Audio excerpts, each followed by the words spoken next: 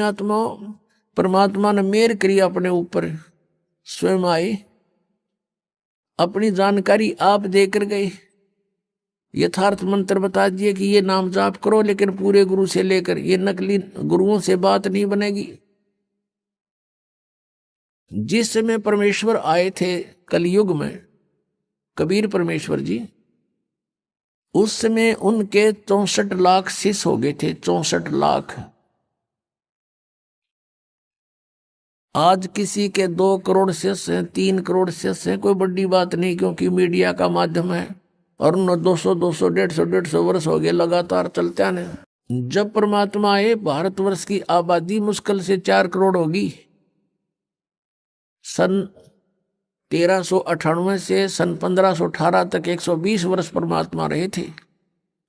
और उसमें भारतवर्ष की बहुत बड़ी सीमा थी, पश्चिमी पाकिस्तान, पूर्वी पाकिस्तान, अफगानिस्तान, बलोचिस्तान, इराक, ईरान तक, ये सब भारत ही था। और उस समय सारा मिलाकर 4 करोड़ आबादी नहीं थी। उसमें से 64 लाख शेष बनना हिंदू और मुसलमान, ये कोई बालकों वाली बात नहीं है। वो समृद्ध शक्ति थे। वो हम शेष क्यों बने थे, उसमें ज्ञान तो कोई समझ ही नहीं था। हम शेष क्यों बने थे कि परमात्मा ने हमें सुख दिए थे, हमारे ऊपर कैर टूट रहे थे पाप कर्मों के, वो मालिक ने ठीक कर दिए थे, कबीर भगवान ने। तो हम उनको गुरु मानने लगे थे। ये दयालु हैं, इन पे हमारा दुख देखा नहीं जाता, लेकिन हम इतने बुद्धिहीन बना दिए इस काल भगवान ने, हम पहचान नहीं पा रहे अपने दाता ने। और उसको ना पहचान कर हम अभी तक भटक रहे हैं या कष्ट उठा रहे हैं। तो क्या बताते हैं परमात्मा के दुगने तिगने किए चौगने किन्हू मूल गवाही। किसी ने तो इसके दुगने तिगने चौगने बना लिए, किसी ने इसका मूल धन ही नष्ट कर दिया। परमात्मा हमें ये याद दिलाने आए थे कि तुम यहाँ के वासी नहीं हो, और तुम सतलोक में रहा करते थे। यहाँ पर काल भगवान ने आपको एक, आपके ऊपर इतने कवर चढ़ा दिए, स्थूल शरीर, फिर सूक्ष्म शरीर, फिर कारण शरीर, फिर महाकारण शरीर, फिर कैवल्य शरीर, और उसके अंदर आपका ओरिजिनल शरीर है। और फिर ये ऐसा शरीर दे दिया, इसमें कदे बीपी आई, कदे लो हो जा, कभी कोई बीमारी, कोई टेंशन होगी, हर समय आपको पीड़ित रखता है। इसलिए हम उस परमात्मा को पहचानने में सफल नहीं हो पा रहे। अब हम पहचानेंगे भगवान को, क्योंकि समय आ गया है। आपके ऊपर मेहर करी परमात्मा ने, जिस ज्ञान को अभी तक छुपा रखा था वो आपके ऊपर बरसा दिया भगवान ने, और थोक के बाका बरसा दिया। 1 महीने में 2-2 सत्संग, 3-3 दिन के। और आप जी को फिर वहां से जमानत भी परमात्मा करवा के लाता आपकी। ये ना सोचना कि आप स्वयं आ पाओगे यहाँ पर, इधर आपका मुख भी नहीं करने दे ये काल, ये सत्कर मान लेना। और चाहे कहीं चले जाओ, ये खुश रहता है। किसी राधा स्वामी में देखो करोड़ों शिष्य, धन सदगुरु में देख लो लाखों करोड़ों शिष्य हैं, वहां बेशक जाओ, पर यहाँ आने से पहले 100 बाधाएं पैदा करने की चेष्टा करता है। उसको पता है कि वो तो अपने ही हैं, पंथ हैं, काल के ही पंथ हैं। वो तो ना वहां नाम है, ना उनका ज्ञान है, दुनिया को काल के जाल में फंसा के बैठा रखा है। और यहां आने से उसकी पोल पाटे सारी। तो यहां आपको परमात्मा लेकर आते हैं, आपकी जमानत करा के लाते हैं कि 3 दिन की जमानत, 4 दिन की जमानत करवा ले। काल की कैद है या, इस कैद में हम अपना वो कर्म भोग रहे हैं जो हमें सजा मिली हुई है। और वहां से 3 दिन की छुट्टी करा के लाओ, आपकी यह जमानत पा रहे हो आप, ये समझ लेना। यहाँ कोई काम नहीं, पग परमात्मा के नाम के सिवा दूसरी बात नहीं। और यहाँ कर भी कोई और बात चलाता है तो महा अपराधी प्राणी है। कहते सत्संग के मां आके कोई बात चलावे और 30 अपराधी आत्मा को 3 लोग नहीं ठोर। तो यहाँ आप आते हो, भगवान की चर्चा करते हो, किसी से आप सुनते हो, किसी को सुनाते हो नए को, अपना दुख जो भगवान ने सुनवाई की आपकी वो बताते हो, अनुभव बताते हो। तो ऐसे सारा दिन आपका मालिक की चर्चा में जाता है, यहाँ कोई टेंशन नहीं। और पुण्यात्मा सतलोक में ऐसा ही है, वहां कोई काम नहीं है आपको। वहां निष्कर्म में मुक्ति मिलती है, मोक्ष मिलता है, बिना काम के वहां खाने को मिलता है। भरे भंडार हैं भगवान के, कोई उसमें कमी नहीं। तो यहाँ आप आते हो, आप यहाँ आते हो अपना कुर्ता पजामा लेकर आते हो, बाकी सारी सुविधा परमात्मा ने दासों के माध्यम से आप पुण्यात्माओं के लिए करवा रखी है। और यहाँ कर भी इसका सदुपयोग नहीं करते हो, भक्ति नहीं करते हो, चर्चा भगवान की छोड़ रिश्तेदारी की बतलाते हो, तो तुम भक्त नहीं हो, तुम धोखा दे रहे हो अपने आप को भी। ठीक है, 2-4 मिनट कोई बातें करनी भी पड़ जाए रिश्तेदारी की, गृहस्थी की, वो 10 से 5 मिनट की होती है, बाकी नहीं घसीटे, उन्हें घना लंबा चौड़ा नहीं बनावे। शेष समय में अपना भक्ति करे, नहावे धोवे, प्रसाद पावे, सत्संग सुने, शेष समय में माला ले अपने हाथ में, या पुस्तक पढ़े, परमात्मा का ज्ञान आपको एक अनमोल खजाना बना के दे रखा पुस्तकों में, उसको बार बार पढ़े, बार बार पढ़े। जितनी बार पढ़ोगे उतना आनंद आएगा और आपके पुण्य बढ़ते हैं, उससे ज्ञान यज्ञ का फल मिलता है। तो यहाँ परमात्मा में याद दिलाते हैं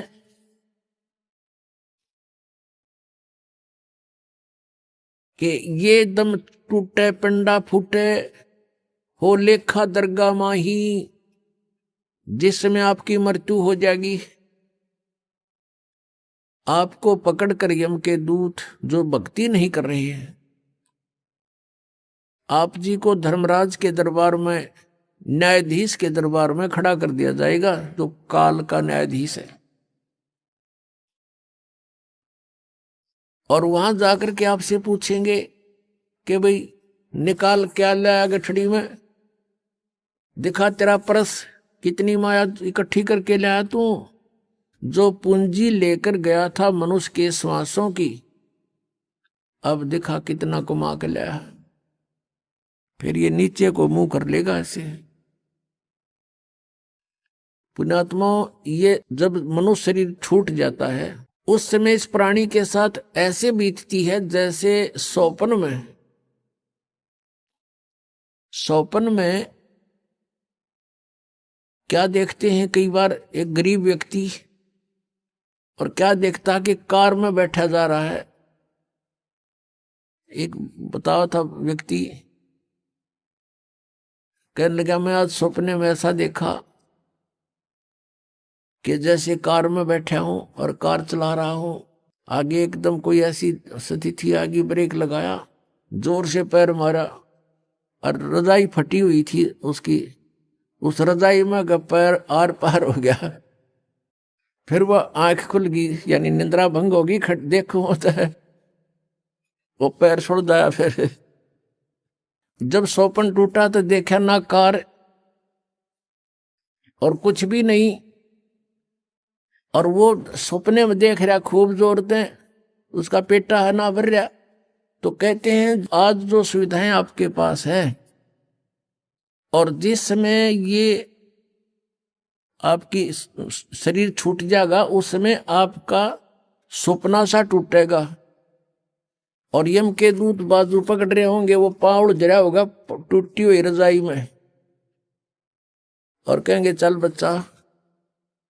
अब उसका विश्वास सा नहीं बनता कि बेटा था, मेरी बेटी थी, कार थी, कोठी थी, कहाँ थी, चल अब बताएंगे तरीके थी।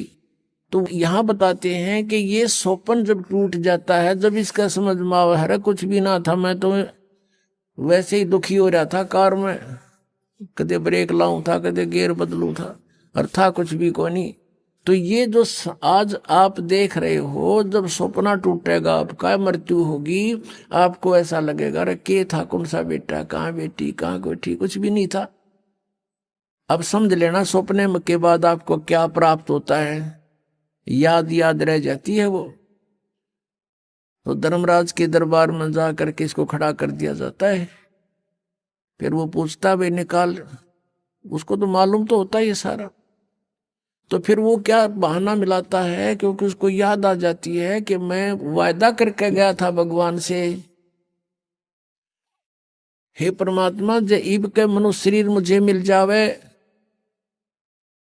तो मैं सदा भगवान याद करूंगा, पेट के लिए थोड़ा बहुत कार्य भी करूंगा, लेकिन ज्यादा समय मालिक तेरी याद में बिताऊंगा। अब मुझे सब याद आ गया है। उस समय उसको पिछले जन्म जन्मांतरों के सारे दुख याद आ जाते हैं, और जब ये मनुष्य शरीर प्राप्त करके वहां से चलता है, इसको बार बार समझाया जाता है कि अब के गलती मत करना। तो ये कहता नहीं जी, पीछे गलती बनी सो बनी, आगे नहीं करूंगा। मां के गर्भ में भी इसको याद रहता है। मां के गर्भ से बाहर आते ही इसके ऊपर तीनों गुणों का ऐसा एकदम प्रभाव बन जाता है, ये सब भूल जाता, अचेत हो जाती आत्मा। इसको नए सिरे से पढ़ाई कराई जाती है, ये तेरा चाचा, ये तेरी चाची, ये माता, ये पिता, ये बुआ या माँ, ऐसे, और नए सिरे से इसको पढ़ाया जाता है। अब जब तक हम सत्संग में नहीं आते और सतगुरु नहीं मिलते, इन नकली संतों के सत्संग से भी लाभ नहीं, क्योंकि उनके पास ना नाम ना ज्ञान। उद्देश्य उनका अवश्य है कि हम सत्संग सुनावा, लेकिन सत्संग है ही नहीं उनके पास। आपने सुना था, सत्संग में आपको दिखाया था, कल परसों, कल भी दिखाया था कि ये राधा स्वामी पंथ के प्रवर्तक श्री शिवदयाल जी की सार्वचन वार्तिक, उसमें क्या लिखा है, इनका सतनाम का पता नहीं न है कि चीज। कहीं तो सतनाम हमारी जाति है, सतनाम सचखंड है, सतनाम सार शब्द है, सतनाम सतपुरुष है, सतनाम सतलोक है, और सार नाम भी यही है, सतनाम भी यही है। तो ये सत्संग है इनके। करोड़ों व्यक्ति वहां अपना जीवन नष्ट कर रहे हैं। तो सतगुरु के दरबार में आने से आपको ये ज्ञान होता है। सतगुरु के दरबार में जाइयो बारंबार, भूली वस्तु याद दिलावे है सतगुरु दातार। भूली वस्तु लखा देवे है सतगुरु दातार। हम जिस वस्तु को भूल चुके थे उसकी फिर याद दिलाई जाती है।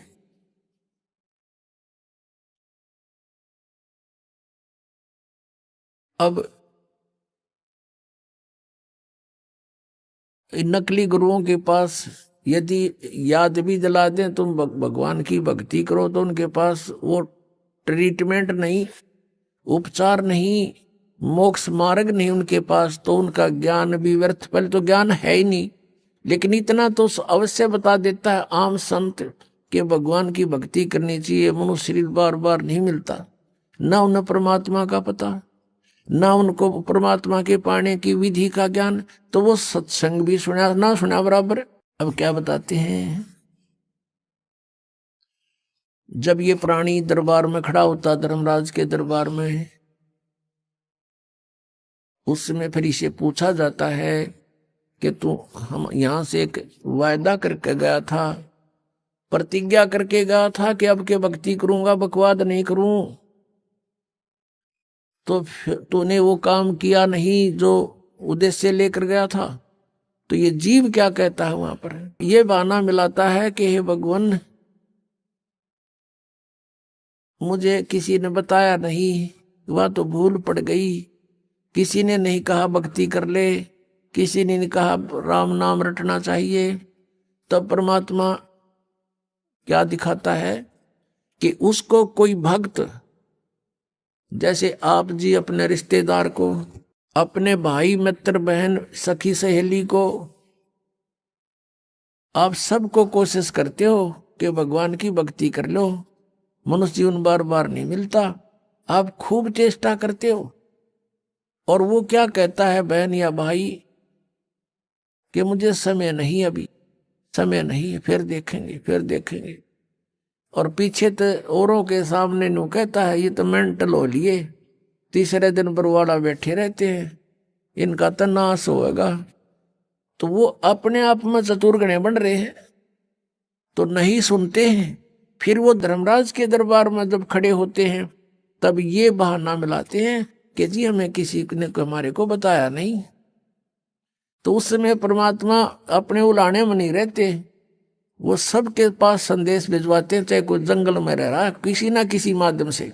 तो उस समय परमात्मा क्या करते हैं, उसकी वीडियो फिल्म मूवी शुरू कर देते हैं, क्योंकि प्रत्येक प्राणी के अंतःकरण में, कोड वर्डों में पूरे जीवन की घटनाएं अंकित होती रहती हैं। उसको चित्रगुप्त बोलते हैं, चित्रगुप्त, यानी साइलेंट फिल्म बनती रहती है गुप्त रूप में। और प्रत्येक प्राणी की है उसके पास असंख्यों जन्मों की अंदर कोड वर्डों में। जैसे आजकल आप देखते हो एक चिप है, छोटी सी चिप होती है, मोबाइल में डालते हैं और उसमें मन 50 घंटों का सत्संग विद्यमान होता है, इतनी को। और ये तो एक मैन मेड और ये गॉड मेड, तो उसने तो पता नहीं क्या बना दे। तो कहने का भाव ये है कि अब परमात्मा के विधान को समझने के लिए हमने इस साइंस ने घनी सुविधा कर दी। अब हम यहां बोल रहे हैं, सुन रहे हैं कहीं और, बीच में वायर भी नहीं, तार नहीं। अब यहां से फैक्स करते हैं, बीच में कुछ भी नहीं है, फैक्स दूसरे के कंप्यूटर में पहुंच जाता है, ईमेल पहुंच जाती है। ये कैसे? तो इसी प्रकार परमात्मा ने पहले ही प्रत्येक प्राणी के साथ ये सिस्टम अंदर ही फिट कर रखा सबके। और यहां जो भी एक घटना आपकी होती है वो एक परमात्मा के कंप्यूटर में ऊपर वहां जाकर के फैक्स रहती है डेली की।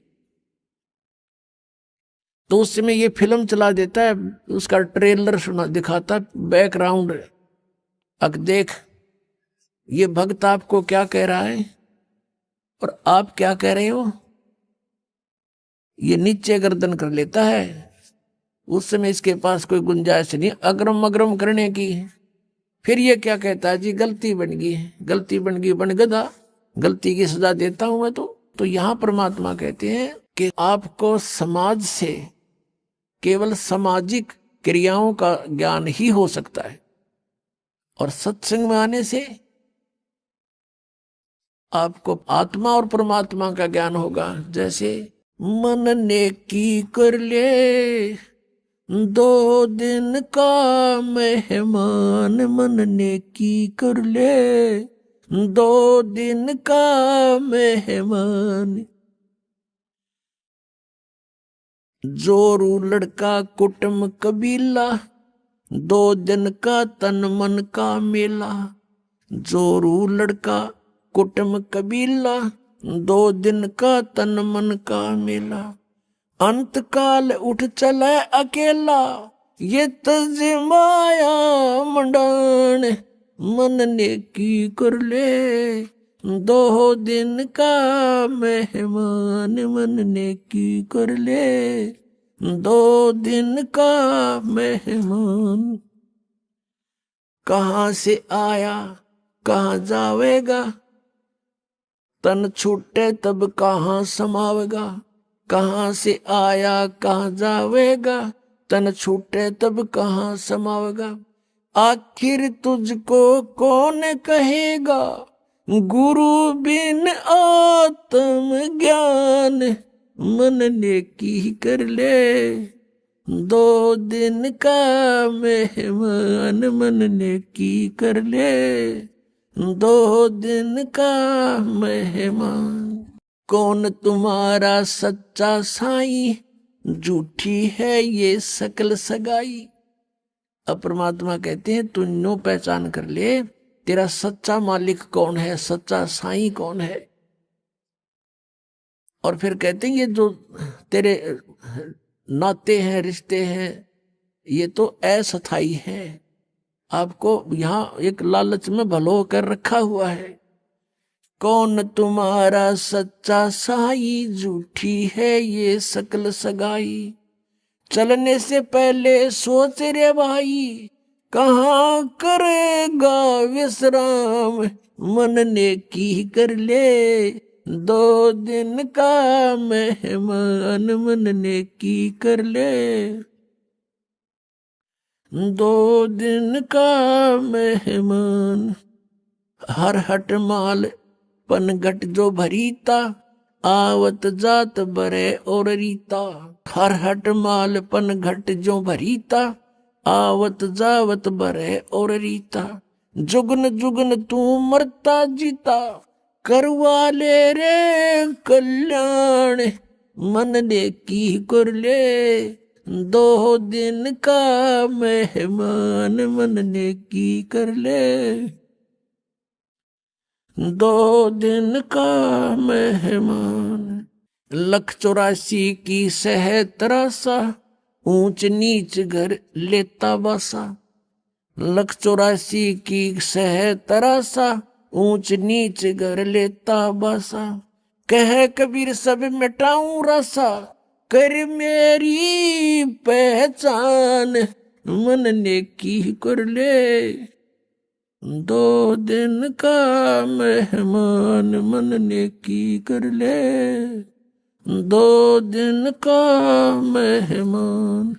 184 की सह तरासा, ऊंच नीच घर लेता बासा, 184 की सह तरासा, ऊंच नीच घर लेता बासा, कह कबीर सब मिटाऊं रसा, कर मेरी पहचान, मन ने की कर ले, 2 दिन का मेहमान।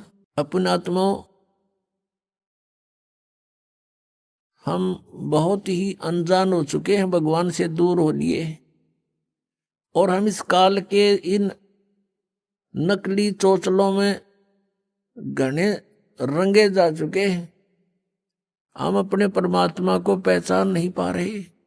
आप देखोगे इतना मोटा कबीर सागर है, कबीर साहब की वाणी, कबीर साखी न्यारी रहेगी, कबीर बीजक लगता है, और कबीर साहब की शब्दावली न्यारी। तो उस परमात्मा का उद्देश्य क्या था इतना थूक बिलोने का? क्योंकि वो हमारा पिता है और वो चाहता है कि अपने बच्चों को मैं ऐसा ज्ञान दे दूं ये मुझे पहचान ले, और परमात्मा को ना पहचान कर हम इस काल के जाल में असंख्य युगों से फंसे हुए हैं। अब इसमें क्या बताया है कि मन नेकी कर ले तो 2 दिन का मेहमान। इस संसारिक सुख को, संपत्ति को जोड़ने में अपना जीवन नष्ट ना करे, और जो तुझे मिलना है वो निर्धारित कर रखा पहले ही, इससे कम नहीं रहेगा, ज्यादा नहीं मिलेगा तुझे। हम भगवान के विधान को भूल के और दुखी हो रहे हैं। हम किसी का कोई मान ले 2 पैसे कमा रहा है तो ईर्ष्या बनती है कि ये क्यों कमा रहा है, फिर होड़ बनती है मैं भी कमाऊं, और आप कमाने लगे उसमें घाटा पड़ गया तो फिर दूसरा तरीका अपना होगा, कोई चोरी ठगी मिलावट का, रिश्वत का, फिर उसका कितना भयंकर दुख उठाएगा। तो कहने का भाव ये है कि इस तरह की जो पीड़ाएं हमें हो रही है बिना ज्ञान के हो रही है। अब भगवान आकर के हमें क्या बताता है कि तेरी पत्नी और पुत्र, जोरू लड़का और ये कुटुंब कबीला, ये 2 दिन का तेरे तन मन का मेला, और अंत समय उठ चले अकेला। ये तज माया मंडान जो तूने बैंक बैलेंस बना दिए, माया के ढेर लगा रखे हैं, 1 सेकंड में छोड़ कर चला जाएगा। इसने पता नहीं किस पर दुरुपयोग करेंगे तेरे पुत्र, और दंड तने भोगना पड़ेगा जो इसे पाप से पैसा जोड़ा। और फिर क्या बताते हैं, कहां से आया कहां जावेगा, तन छूटे तब कहां समावेगा। अरे हम घर से चलते हैं, जिस दिन किसी कारण से हम दूर देश जाना होता है दूसरे शहर में, तो जाने से पहले रात को रुकने की व्यवस्था कर लेते हैं कि कहाँ पर रुकेंगे, कुछ ना कुछ सोच के चलते हैं। चाहे ये सोच कर चलें होटल में रहेंगे, या ये सोच कर चलें कि वहाँ धर्मशाला में रहेंगे, या कोई मित्र रिश्तेदार का कोई एड्रेस ले लेते हैं। और संसार छोड़कर चलते हैं हम, कोई एड्रेस लेकर नहीं चलते, ना कोई व्यवस्था पैसे जेब में लेकर चलते कि वहां कुछ आगे पर जरूरत पड़ेगी। तो वहां शरीर छोड़कर जाने के लिए जो करेंसी हमने ले जानी होती है वो पहले से ही उसके चेंज करानी पड़ती है करेंसी को। अब ये चेंज यहाँ पर वाला आश्रम में होती है और कहीं नहीं हो सकती।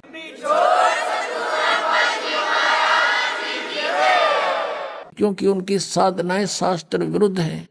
और यहाँ पर है आप धर्म पुण्य करते हो, ये आपकी पूंजी, आपकी करेंसी चेंज होगी, ये यहाँ काम यहाँ तो आवेगी, और इसका जब यहाँ संसार छोड़कर जाओगे आपको आगे रखी पाओगी आपकी उस बैंक में, भगवान वाले में। तो क्या बताते, कहाँ से आया कहाँ जावेगा, कहाँ से आए थे तुम कोई पता नहीं, और शरीर छोड़ के फिर कहाँ जाएगा पता नहीं। तो ये इसको आत्मज्ञान कहते हैं। और क्या कहते हैं परमात्मा, कहाँ से आया कहाँ जावेगा, तन छूटे तब कहाँ समाओगा, आखिर तुझको कौन कहेगा, गुरु बिन आत्म ज्ञान, मन ने की कर ले 2 दिन का मेहमान। पुण्यात्माओं, हम इतनी गहराई से सोचते नहीं भगवान के इस विचार को, वो क्या कहना चाहते हैं। अब कैसे बोलते थे परमात्मा, कहीं भी जाकर खड़े हो जाते थे कबीर परमेश्वर, और अपनी आवाज में अपनी अमृतवाणी को बोलना शुरू कर देते। जैसे ये शब्द आपको सुना रहा ये दास, इसमें कितना गहराई भरी हुई है। कहते हैं कि तू संसारिक व्यवहारिक लोगों से संपर्क में है, और वो तुझे केवल व्यवसाय की ट्रेनिंग ही दे सकते हैं, व्यवहारिक बातें ही बता सकते हैं कि कितने अच्छी आत्माएं हैं, लेकिन तुझको गुरु के बिना ये आत्मज्ञान कोई नहीं बता सकता। आखिर तुझको कौन कहेगा, गुरु बिन आत्म ज्ञान, मन ने की कर ले 2 दिन का मेहमान। अपने आत्माओं, ये शब्द गान के नहीं, ये रोण के हैं। अब ये गाना नहीं है, जैसे किसी का पुत्र मर जाता है और वो माई रो रही होती है और वो गा भी रही होती है, लेकिन वो गा नहीं रही उस समय, वो रो रही होती है उस गाने के माध्यम से। तो यहाँ परमात्मा रो रहे हैं हमारे को कि तू कहाँ संसारिक व्यवहारिक बातों में सारा जीवन नष्ट कर रहा है, तुझे गुरु के बिना कौन बताओगा, तू कौन है, कहां से आया, उद्देश्य क्या था तेरा,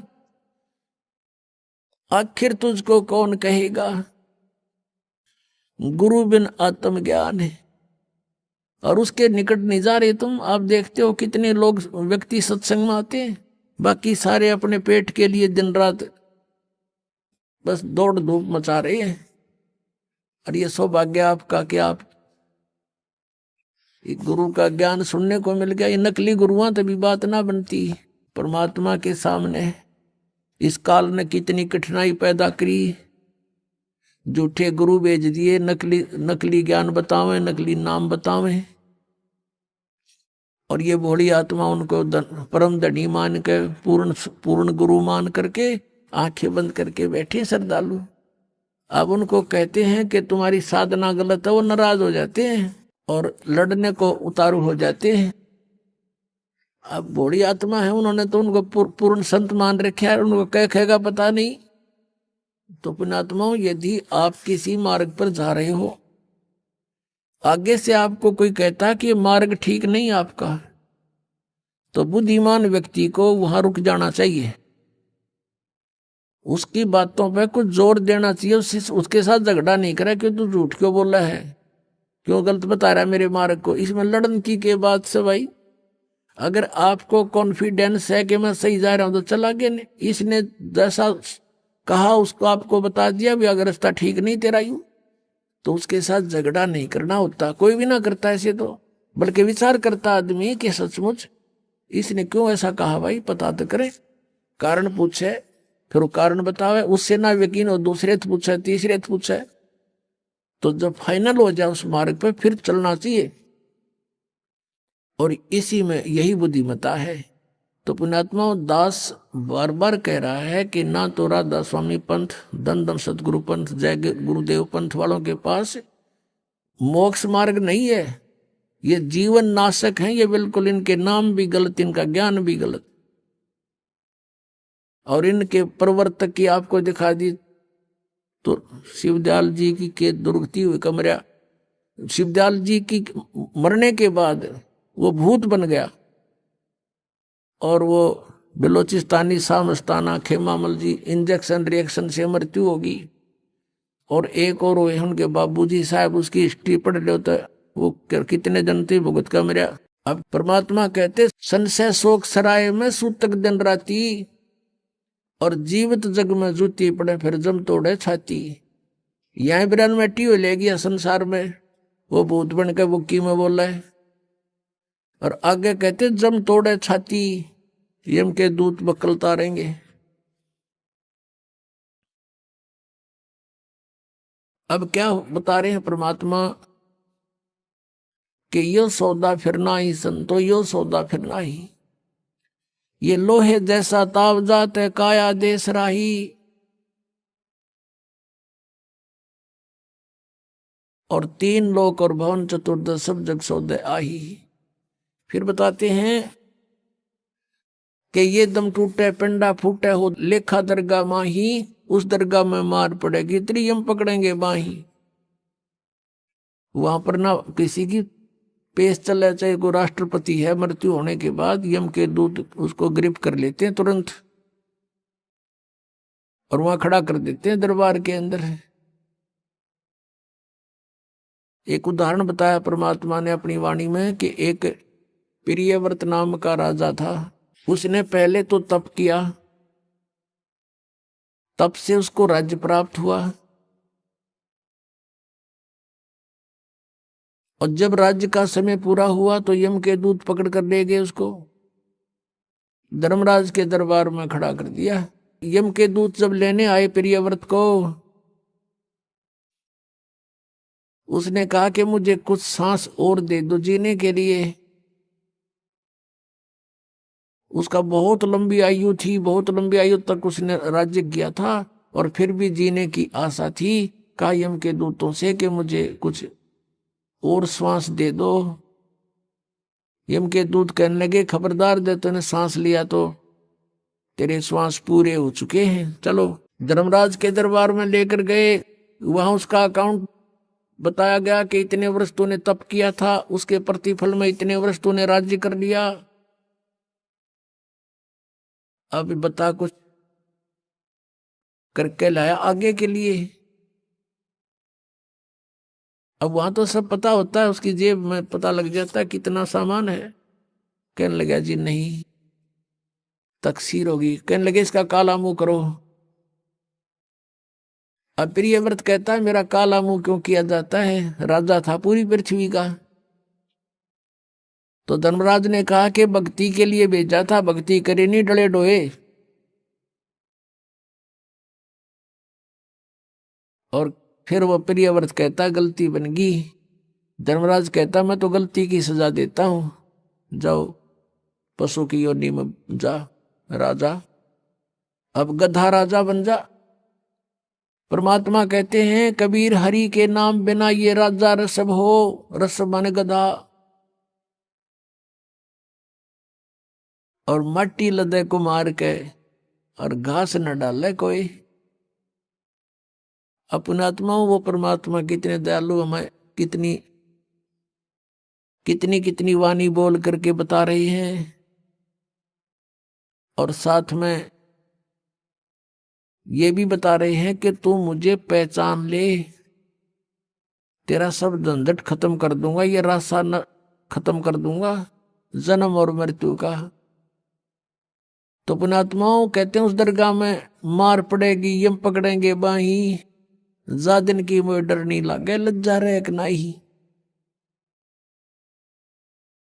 फिर क्या बताते हैं कि नर नारायण देह पातू फिर 84 जाही। परमात्मा जैसा शरीर मनुष्य का शरीर आपको मिला है, परमात्मा का ऐसा ही मनुष्य सदृश शरीर है।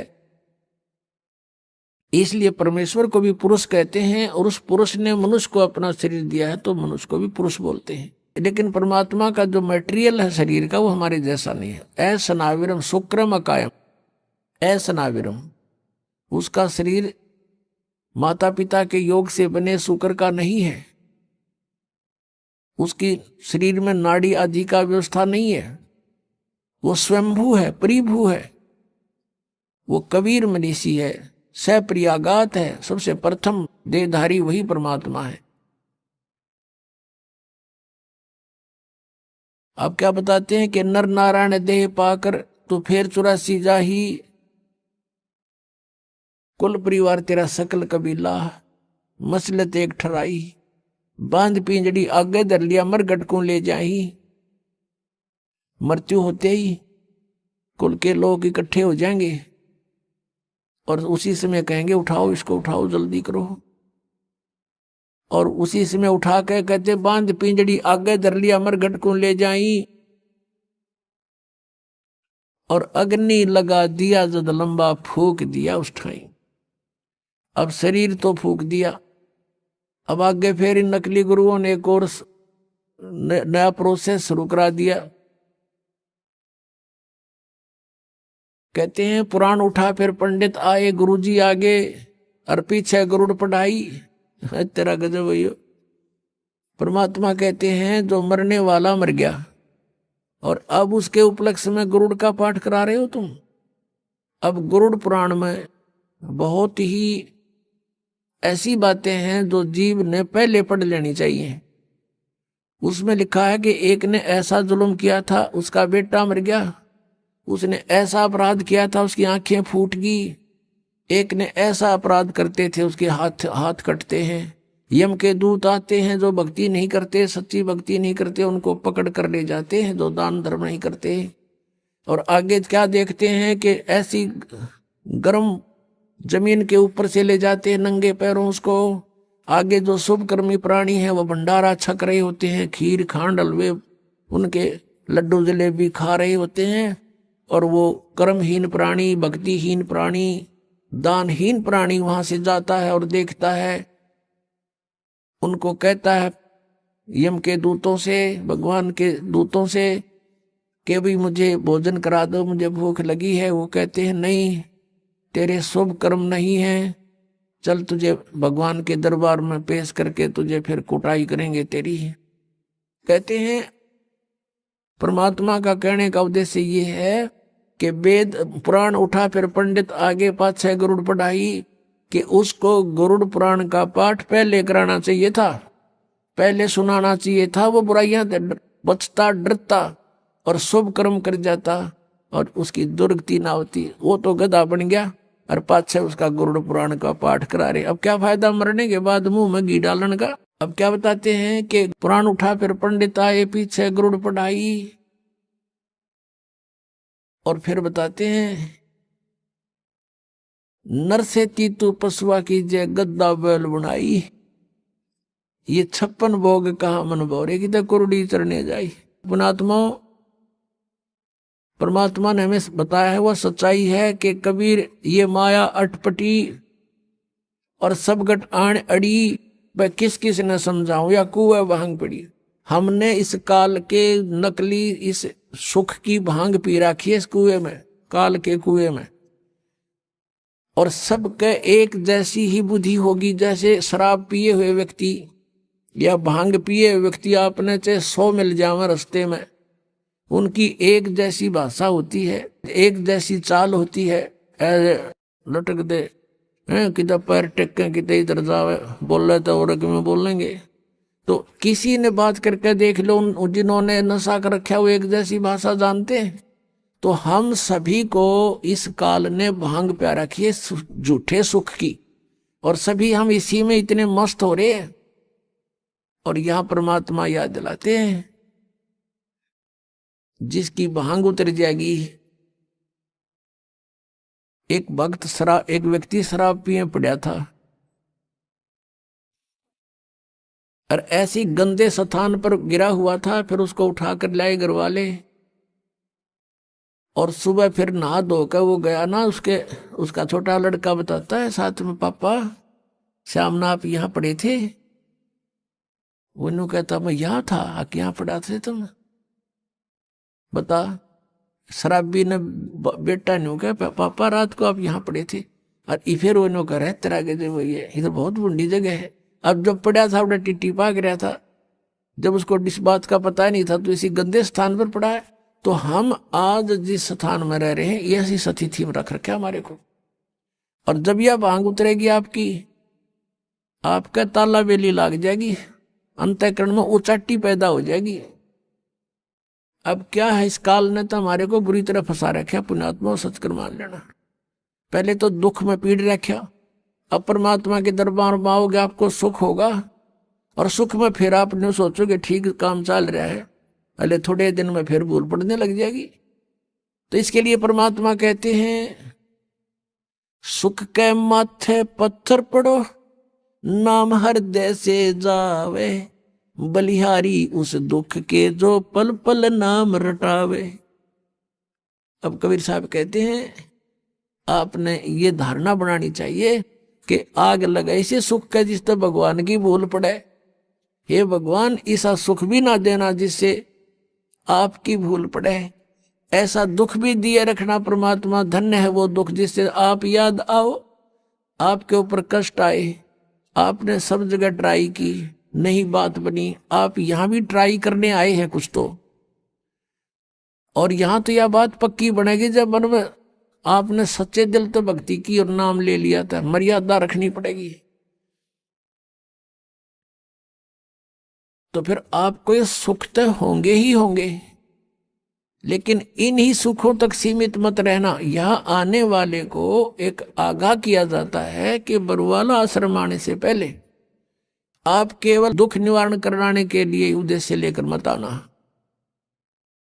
यहां उद्देश्य लेकर आओ कि हमने जन्म मृत्यु के कैर से बचना है।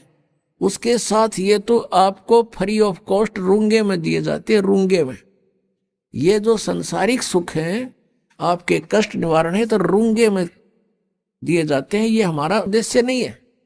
अब जैसे पहले समय में गांव में कोई ये सब्जी बेचने आया करते और कोई फल फ्रूट भी बेचने आते थे, तो वो कैसे सौदा करा करती थी हमारी दादी। उस समय ऐसे सौदे हुआ करते थे जैसे गेहूं का बेला भर लेगी और उस तराजू में डाल दिया, और वो उसको कणक के कोई 2 बार कोई 1.5 बार ऐसा, उसके बदले में 2 बार जैसे सब्जी तोल दी गेहूं के बदले में। वो तो ले लिया जो लेना था माई ने, वो जो सौदा करना था वो तो कर लिया। उस गेहूं के 1 बेले यानी 1 किलो के बदले में 2 किलो 2 बार तोल ली हुए सब्जी, जो उसका रेट था वो ले लिया। फिर नो क्या करती, भाई रूंगा और दे, रूंगा मीन फ्री ऑफ कॉस्ट। वो फिर 1-2 और आलू घेर देती, नो कह ना भाई और दे, वो 1-2 और घेर देता, डाल देता। उसको रूंगा बोला करते, रूंगा। तो यहां कहने का भाव ये है कि जो असली सौदा है वो तो आपका जन्म और मृत्यु का दुख बटेगा यहाँ पर। और जो ये संसारिक छोटे मोटे कष्ट आपके ऊपर हैं, कोई घाटे बाधे के दुख हैं, ये तो रूंगे में दिए जाएंगे। यहाँ पर आपको रूंगे में फ्री में, ये सौदा नहीं हमारा। ये तो आप डिमांड करते हो इसलिए ठा के दे दिए, 2 आलू खा लो। तो ये आपके ऊपर जो कष्ट आए हैं, कोई प्रेत बाधा है, या कोई किसी ने शराब कर रखा है, कोई घायल गलवा रखी है, या कोई पाप कर्म प्रारब्ध का दंड है, ये तो रूंगे में काटेंगे कबीर भगवान।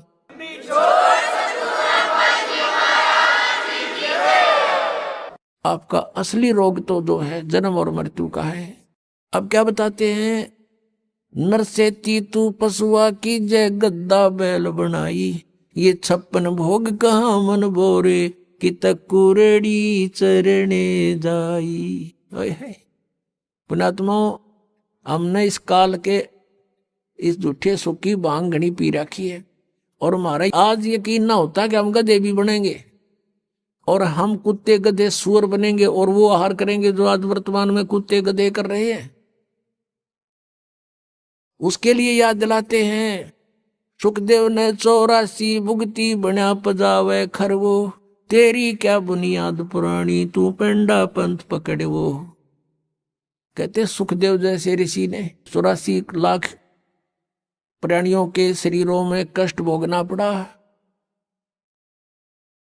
सुखदेव ने 84 भुगती बना पजावे खरवो, और तेरी क्या बुनियाद प्राणी तू पेंडा पंथ पकड़वो। के सुखदेव ने 84 भुगती, गधा बन गया पजावे पे। पजावा होता है यहाँ पर, पजावा होता है जैसे कुम्हार लगाते थे पहले, उसमें ईंटें पकाते थे, और ईंटों के पकाने के बाद जो राख बचती थी उसके ऊपर ही और लगा देते थे। उसको कहीं डालने की जगह नहीं होती थी उनके पास, उसके ऊपर ही फिर दूसरी वर्ष लगा लेते थे, फिर तीसरे वर्ष ऐसे। तो बहुत ऊंचा ढेर हो जाता था। और गधे पे नीचे से कच्ची ईंटें डालते हैं उसके कमर के थैले पे, और नीचे से कच्ची ईंटें ले जाते हैं, कच्ची उतारते, पक्की फटाफट ठोक देते हैं उसके ऊपर, और फिर दे का लठ डंडा नीचे को धक्का दे देते हैं। 1 सेकंड की भी उसके पास समय नहीं है, नीचे से भी लद्दा जाता है, ऊपर से भी लद्दा आता है, और कमर टूट जाती है गधे की। और शाम को आहार करने के लिए कहाँ जाता है, कुर्डियों पर, यानी बाहर मैदान में, वहां खाता है। फिर चारा भी बाहर चर के आता है, और सेवा को मार की करता है। और फिर टूटी कमर पर जख्म हो जाता है, उसको कौवे नोचते हैं। उसी जख्म के ऊपर आते ही कुम्हार जो कानू वो थैला रख देता है, और ईंटें भर के फटाफट उसको स्टार्ट कर देता है लेकर लठ। और फिर देखो पुण्यात्मा, अपना शरीर यहाँ कहीं से छुल जा, खाल थोड़ी सी किसी कारण से भी, और उसके ऊपर कपड़ा भी लग जाना, कपड़ा वैसे भी आंखों में पानी आता है, इतनी पीड़ा होती है। और आज वो अफलातून जब राजा बना हुआ था, भक्ति करी नहीं, सच साधना की नहीं, आज गधा बना हुआ है, कमर टूटी है, ऊपर थैला, और थैले के अंदर से कोरस सैंड, यानी वो खोरा ईंटों का जो रेत, वो जख्म पर गिरता आकर के, और ऊपर से ईंटों की रगड़ लगती है उसके, ऐसे चलते चलते, और उसकी आंखों में से पानी आता है, वो कुछ नहीं कर सकता, विवश है। अपनात्माओं, पहले तो हम भी ऐसे ही थे, अब परमात्मा की दया से आत्मा निर्मल हुई, ये बातें याद आती हैं तो भी शरीर कांप जाता है। और एक बार नहीं, असंख्यों बार, एक बार नहीं असंख्यों बार ये कष्ट उठाए हमने। अपनात्माओं, आपको कितना राहत होने जा रही है, कितना लाभ होने जा रहा है, आप नहीं समझ सकते इसको। और हम कितना कष्ट उठा चुके हैं असंख्यों बार। ये तो एक बार के गधे का एक दिन की बता रहे हैं, ये कष्ट एक दिन में ऐसा होता है, और एक गधे का जीवन कितना। अब इसलिए बताते हैं सतगुरु के उपदेश का, जय सतगुरु की संगत करते सकल कर्म कट जाई, अमरपुरी पर आसन होते जहां धूप ना छाई। यदि सतगुरु की संगत करते, शरण में आ जाते, ये नकली सतगुरुओं की नहीं बात बनती, तो कहते हैं ये कैसा दुख आपके ऊपर हो रहा है, किस प्रकार बाईपास निकालेंगे संत। अब कितने दुख होते हैं प्राणी पर, आध्यात्मिक मार्ग को आध्यात्मिक घटनाओं से ही तोला जाता है, किसी के कहने मात्र से नहीं। आपको दिखाते हैं इतिहास, एक पुण्यात्मा का, उसके ऊपर कितनी आपदाएं आई, और जो धन आपको प्राप्त होने जा रहा है, जो ज्ञान और भक्ति और विधान आपको मिलने जा रहा है, उससे आपको कितना बेनिफिट होगा, कितना राहत मिलेगी।